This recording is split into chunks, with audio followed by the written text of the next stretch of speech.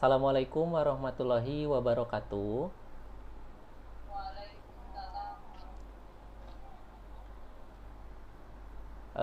Terima kasih kepada ibu-ibu sekalian yang telah menyempatkan waktunya dalam kegiatan IHT kali ini. Saya mau menanyakan dulu ya, kabarnya gimana Bu Erna? Kabarnya sehat?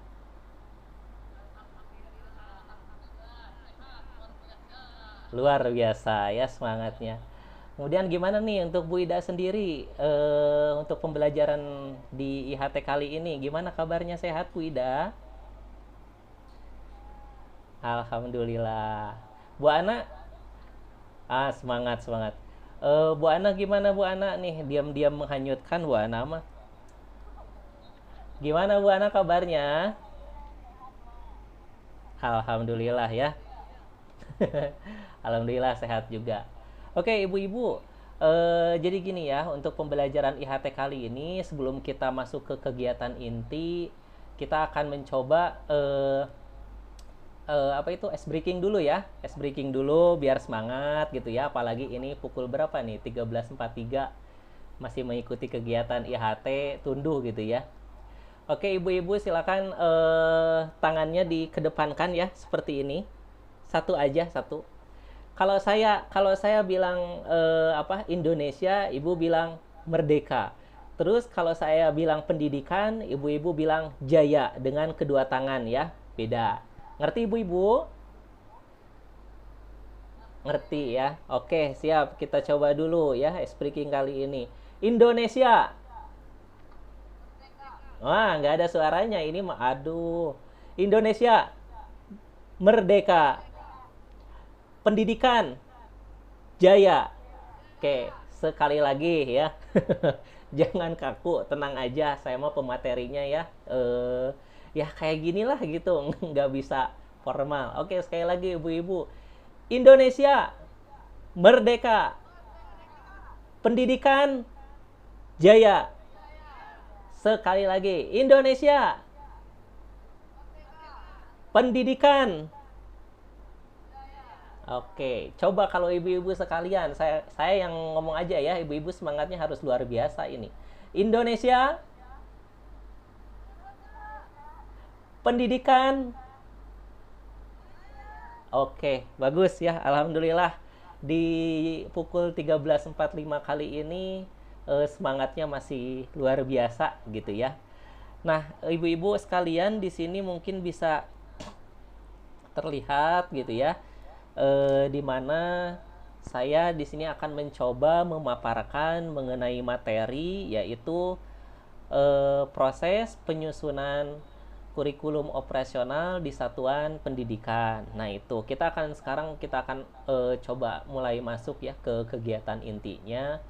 Saya tidak terlalu banyak slide di sini, saya tidak terlalu banyak yang lain, saya cukup menampilkan poster saja, dan di sini saya akan coba langsung memaparkan.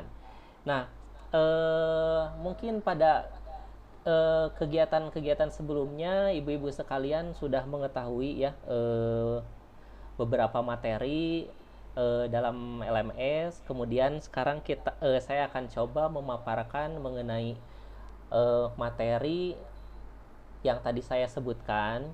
Nah, ibu-ibu sekalian, dalam proses penyusunan kurikulum operasional di satuan pendidikan, di sini ibu-ibu juga harus tersusun ya, tersusun, tertata gitu ya, dengan sesuai dengan beberapa materi yang sudah kita ketahui juga. Nah, adapun untuk apa, materinya sendiri gitu ya. Sebelum kita masuk ke dalam proses penyusunan, kita harus mengenal dulu yang namanya kerangka dasar ya. Kerangka dasar dalam penyusunan kurikulum operasional di satuan pendidikan. Nah, mungkin ibu-ibu sekalian banyaklah yang sudah tahu gitu ya mengenai materi kali ini, tapi di sini saya akan mencoba lebih mendalami materinya. Nah, seperti yang ibu-ibu saksikan, proses penyusunan kurikulum operasional di satuan pendidikan itu harus melalui beberapa kerangka dasar dulu. Yang pertama ada tujuan pendidikan nasional, terus yang kedua profil pelajar Pancasila, Kemudian ada juga standar nasional pendidikan atau SNP ya yang terlihat di sana, dan kemudian ada juga struktur kurikulum ya. Eh, Kemudian selain struktur kurikulum ada juga prinsip pembelajaran dan asesmen. Kemudian yang terakhir ada capaian pembelajaran. Nah, itu mungkin kerangka dasar yang harus ibu-ibu ketahui sebelum menyusun kurikulum operasional di satuan pendidikan seperti itu. Nah, di sini ya ibu-ibu, mengenai tujuan pendidikan nasional, itu merupakan tujuan pendidikan nasional menjadi rujukan dalam penyelenggaraan pendidikan di Indonesia. Tujuan pendidikan nasional ini sudah diterjemahkan ya dalam profil pelajar Pancasila. Itu yang dimaksud dengan tujuan pendidikan nasional pada penyusunan kurikulum operasional dalam satuan pendidikan ya. Kemudian, adapun di sana alurnya sekarang kita masuk ke profil pelajar Pancasila gitu ya. Profil pelajar Pancasila berperan menjadi penuntun arah yang memandu segala kebijakan dan pembaharuan dalam sistem pendidikan Indonesia, termasuk kurikulum, pembelajaran, dan asesmen dari perspektif penyusunan kurikulum profil pelajar Pancasila. Nah, profil pelajar Pancasila merupakan tujuan besar gitu ya, atau aspirasi yang perlu dicapai, atau yang disebut juga dengan long time outcome ya, luar jangka panjang. Kemudian profil pelajar Pancasila merupakan interpretasi dari tujuan pendidikan nasional dan visi pendidikan Indonesia yang digunakan sebagai rujukan penyusunan standar nasional pendidikan dalam kurikulum. Nah, kemudian untuk profil pelajar Pancasila sendiri ya memuat beberapa prinsip gitu ya. Ibu-ibu mungkin pada dalam IHT sebelumnya sudah pada mengenal. Profil pelajar Pancasila itu terdiri dari apa saja, ibu-ibu? Bisa ada yang bisa menjelaskan? Oke, silakan Bu Erna.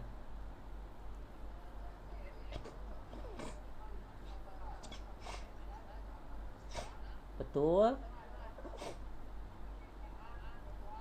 betul, betul sekali.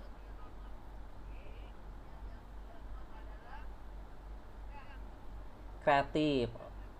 Oke, hebat sekali ya Bu Erna. Ini ada 6 apa ada 7? Oke, bagus. Bagus sekali ya. Nah, mengenai profil pelajar Pancasila tadi sudah disebutkan juga oleh Bu Erna ya, ada 6 tahapan yang tadi sudah cukup jelas dijelaskan. Nah, mengenai profil pelajar Pancasila ada yang namanya aspek mandiri. Menurut Bu Ida, mandiri itu seperti apa nih dalam profil pelajar Pancasila?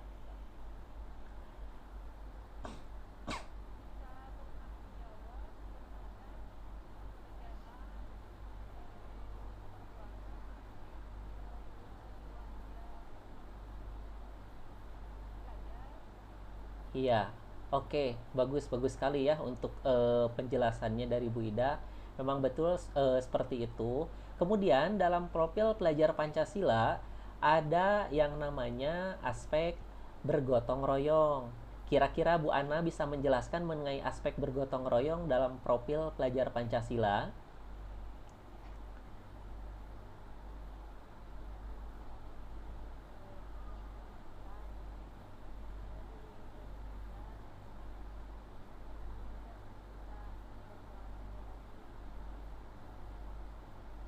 Anggota kelompoknya ya. Oke, bagus. Tapi kalau seandainya bergotong royong dalam mencontek mah itu tidak bisa disebut bergotong royong ya. Itu mah kebudayaan, bukan kebudayaan, sesuatu hal yang buruk yang memang PR bagi guru gitu ya.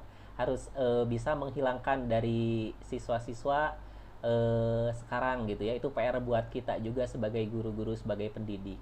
Nah, kemudian dalam proses penyusunan kurikulum operasional pendidikan di satuan pendidikan tadi sudah saya jelaskan ya, 2 poin kerangka dasarnya. Nah, sekarang kerangka dasar yang ketiga yaitu standar nasional pendidikan. Standar pendidikan yang diacu sebagai kerangka dan sudah diterjemahkan pada struktur kurikulum, prinsip pembelajaran dan asesmen, serta capaian pembelajarannya. Itu mengenai standar nasional pendidikan ya, atau NSP yang saya tuliskan di peta yang ada, yang ibu-ibu sekalian sekarang bisa lihat. Nah, dalam kerangka dasar itu sendiri gitu ya, ada juga kerangka dasar yang berikutnya yaitu mengenai struktur kurikulum. Nah, struktur kurikulum yang ditetapkan oleh pemerintah menjadi acuan sekolah untuk mengembangkan kurikulum menuju tercapainya profil pelajar Pancasila. Dapat ditambahkan dengan kekhasan sekolah sesuai dengan visi, misi, dan tujuan sekolah. Struktur kurikulum ini berisi kegiatan intrakurikuler, termasuk pembelajaran berbasis proyek ya, untuk penguatan profil pelajar Pancasila. Nah, itu yang dimaksud dengan struktur kurikulum yang dimuat dalam kerangka dasar penyusunan kurikulum dalam satuan pendidikan di sekolah. Adapun kerangka dasar yang lainnya ibu-ibu, eh, yang kelima di sini kerangka dasarnya itu prinsip pembelajaran dan asesmen. Prinsip pembelajaran dan asesmen menjadi rujukan dalam menyelenggarakan pembelajaran dan asesmen di sekolah. Dan untuk kerangka dasar yang terakhir yaitu mengenai capaian pembelajaran.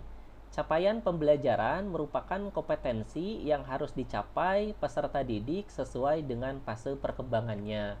Nah, itu ibu-ibu, jadi sebelum kita menyusun gitu ya, mengenai apa kurikulum operasional dalam satuan pendidikan, kita pun harus mengetahui kerangka dasarnya.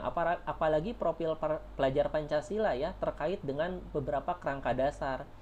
eh, Makanya kita juga harus bisa menerapkan 6 aspek yang ada dalam profil pelajar Pancasila. Kemudian sekarang kita akan coba masuk dalam penyusunannya. Nah, mengenai penyusunan itu sendiri ada 5 tahapan ya. Yang pertama, sebelum kita menyusun kurikulum dalam satuan pendidikan, kita harus menganalisis konteks karakteristik satuan pendidikan. Kemudian yang kedua, setelah itu kita merumuskan visi dan misi tujuan. Setelah itu juga langsung menentukan perorganisasian pembelajaran. Yang keempatnya, menyusun rencana pembelajaran atau RPP ya, yang biasa kita sebut. Dan yang terakhir, merancang pendampingan, evaluasi, dan pengembangan profesional. Nah, seperti itu mungkin setelah kita bisa memahami kerangka dasar, kita bisa masuk ke tahap berikutnya untuk menyusun kurikulum operasional dalam satuan pendidikan. Kemudian, sebentar ya ibu-ibu, saya coba dulu cek slide-nya. Oke. Nah, kemudian kita akan masuk sekarang ke slide yang kedua ya. Kita akan coba merefleksi materi yang telah saya paparkan tadi ya. Nah, menurut ibu-ibu sekalian, mengenai manfaat apa sih yang ibu-ibu ya, di sini mah bapaknya cuma saya aja sendiri. Menurut ibu sekalian, manfaat apa yang bisa didapat dari materi ini? Saya coba tanyakan dulu ke Bu Erna. Silakan Bu Erna. Manfaat yang bisa Bu Erna dapatkan dari pembelajaran materi kali ini apa?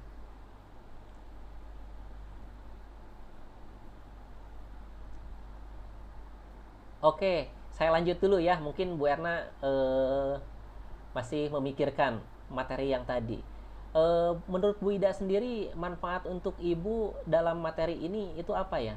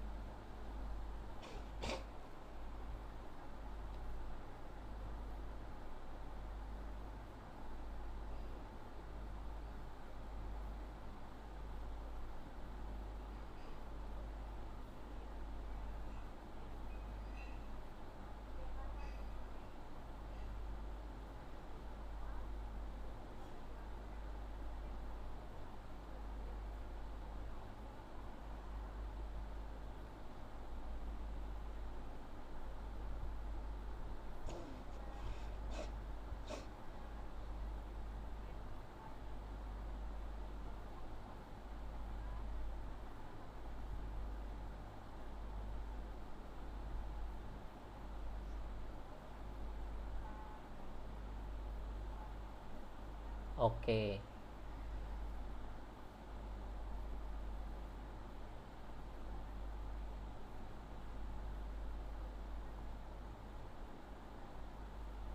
Oke, terima kasih ya. Itu mungkin manfaat tersendiri bagi Bu Ida dalam apa penyusunan ya, penyusunan kurikulum operasional di satuan pendidikan. Kemudian manfaat untuk Bu Ana sendiri pada materi kali ini kira-kira apa ya?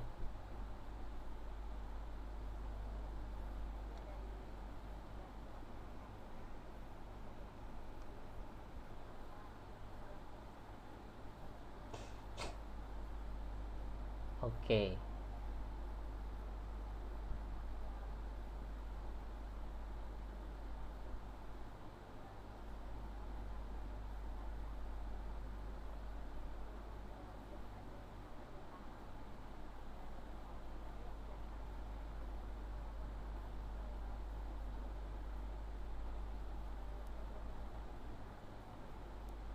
Oke, terima kasih ya dari Bu Ana. Ternyata ada manfaat tersendiri juga ya, sama seperti tadi Bu Ida. Nah, kemudian ibu-ibu ada pertanyaan yang kedua ya untuk merefleksi kita pada materi kali ini. Nah, menurut ibu-ibu sekalian, apa kesimpulan dari materi hari ini? Saya coba berikan kesempatan kepada Bu Erna ya, biar semangat Bu Erna. Ayo, kesimpulannya.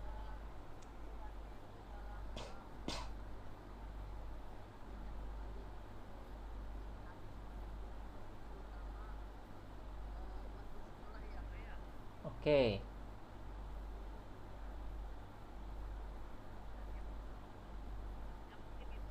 kesimpulannya ya. Oke, menurut Ibu Bu Ida sendiri pada materi kali ini apa yang bisa Ibu simpulkan?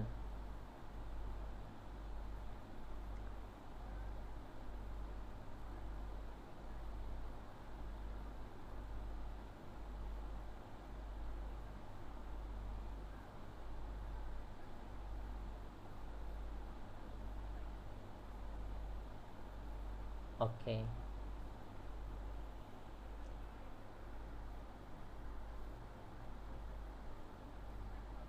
Ya, betul, betul.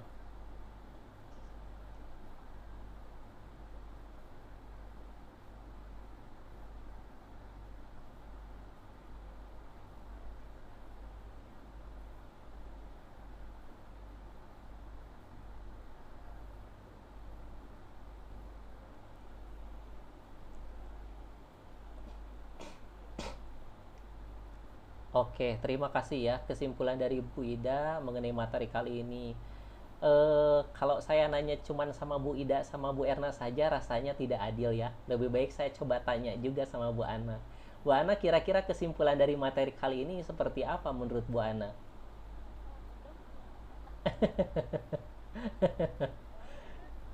Bu Ana.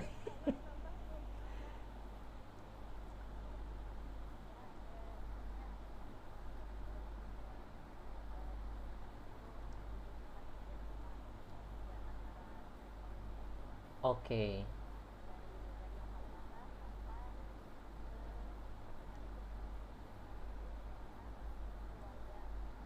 Oke, terima kasih ya ibu-ibu sekalian mengenai kesimpulannya. Nah, alhamdulillah ya kita sekarang bisa masuk ke dalam tahap akhir yaitu ada sedikit kuis ya buat ibu-ibu sekalian. Kuisnya sangat sangat mudah sekali, hanya menentukan benar apa salah mengenai statement yang saya berikan di apa IHT kali ini. Kemudian berikan alasannya gitu ya. Nah, kuis yang pertama. Guru adalah orang yang menyusun kurikulum dari awal sampai akhir. Benar apa salah? Betul. Menurut Bu Erna, apa alasannya?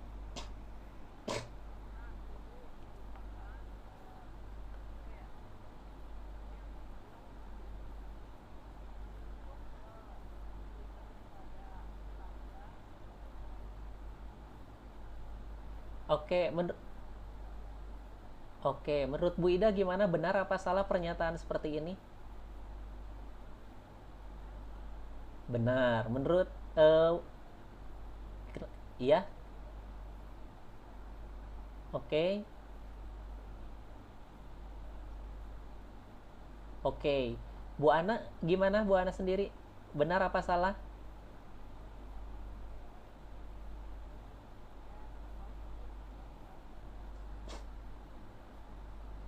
Oke.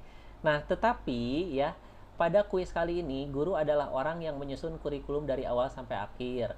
Eh, kalau seandainya pertanyaannya guru terlibat gitu ya atau guru merupakan salah satu orang, berarti pernyataan ini memang benar. Hanya saja kalau pernyataannya guru adalah orang yang menyusun kurikulum dari awal sampai akhir, berarti itu salah ibu-ibu. Iya gitu. Karena kan tadi ada beberapa stakeholder kan yang menyusun, bukan guru aja dari awal sampai akhir. Ada kepala sekolah, terus melibatkan ini, melibatkan itu. Tidak apa-apa ya kuis kali ini. Oh, terjebak mungkin dengan pertanyaannya. Biasa sih guru matematik membingungkan pertanyaannya gitu.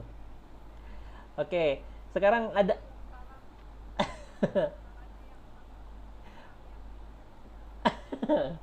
Betul, betul. Nah, kalau pertanyaannya, guru merupakan salah satu gitu ya, orang yang menyusun kurikulum dari awal sampai, itu berarti benar ya. Tapi kalau semuanya guru, oh itu salah gitu. Oke, ibu-ibu, ada kuis lagi ya sedikit. Nah, di sini kuis yang kedua, dalam membuat rancangan pembelajaran hendaknya berdiskusi dengan rekan seprofesi. Benar apa salah? Yang ditanyakan ya, dalam membuat rancangan pembelajaran, kan tadi rancangan pembelajaran itu masuk juga ya ke dalam tahapan untuk menyusun kurikulum. Nah, sekarang saya tunjuk satu poinnya, yaitu mengenai rancangan pembelajarannya. Membuatnya itu hendaknya berdiskusi dengan rekan seprofesi. Benar apa salah ibu-ibu? Benar. Kenapa Bu Ida jawabannya benar?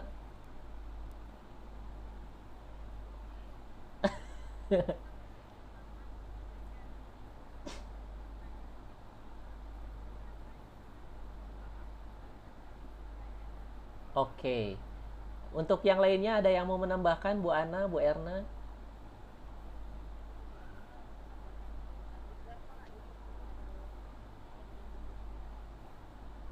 Oke. Pada kuis yang kedua kali ini ya, jawabannya sudah terlihat, yaitu benar. Kenapa? Karena untuk membuat rancangan pembelajaran atau RPP tidak mungkin kita buat sendiri ya. Kita perlu berdiskusi dengan rekan seprofesi. Yang pasti jangan sampai mungkin berdiskusi antara guru bahasa Indonesia dengan guru matematik gitu ya. Nanti nyusun RPP-nya kayak gimana, bingung gitu. Nah, kalau sama rekan yang seprofesi gitu ya, guru matematik dengan guru matematik, pasti akan ada perkembangan gitu ya untuk penyusunan RPP-nya, terutama peningkatan dalam pemberian materi juga. Seperti itu. Nah, ini untuk kuis yang terakhir ya ibu-ibu. Kuis yang terakhir itu evaluasi terhadap kurikulum yang diterapkan dapat dilakukan setiap hari. Benar apa salah? Benar. Kenapa Bu Erna? Penjelasannya kenapa bisa menyimpulkan benar?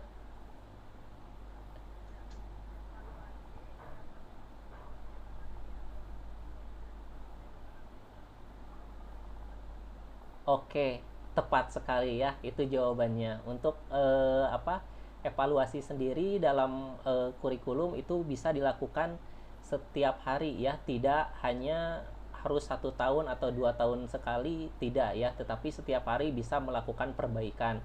Kalau kita menunggu evaluasinya hanya 1 semester atau 1 tahun sekali, kemungkinan program yang tersusun gitu ya, udah aja jalannya seperti itu, udah sudah tersusun. Tapi kalau kita melakukan evaluasi setiap hari, program yang sudah kita susun mungkin bisa akan lebih baik lagi cara pelaksanaannya. Seperti itu ya mungkin ibu-ibu untuk penjelasan mengenai kuis yang terakhir. Oke, ibu-ibu, terima kasih atas waktunya. Nah, sebelum ke penutup gitu ya, ada yang bisa menambahkan lagi mungkin untuk penjelasan kurikulum kali ini, atau sudah cukup jelas?